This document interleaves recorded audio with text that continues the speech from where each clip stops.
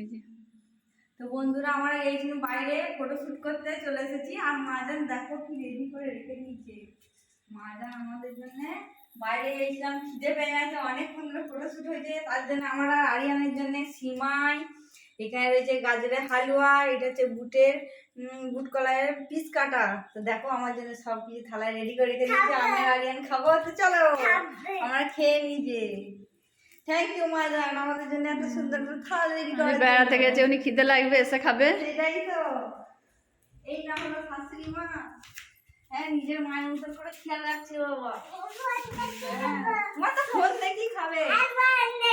তো গাইস, তোমরা কে কে বাড়িতে ঈদেতে এইসব করেছো নাস্তা? মাজান করেছে এখানে সিমাই, গাজরের হালুয়া। তোমাদের বাড়িতে কি হয়েছে কমেন্ট করে জানাবে।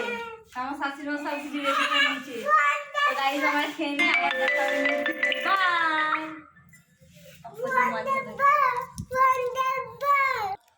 তো গাইস আমরা খেয়ে নিই, আবার দেখাবে নেক্সট ভিডিও। তুমি টাটা করে দাও, টাটা করে দাও।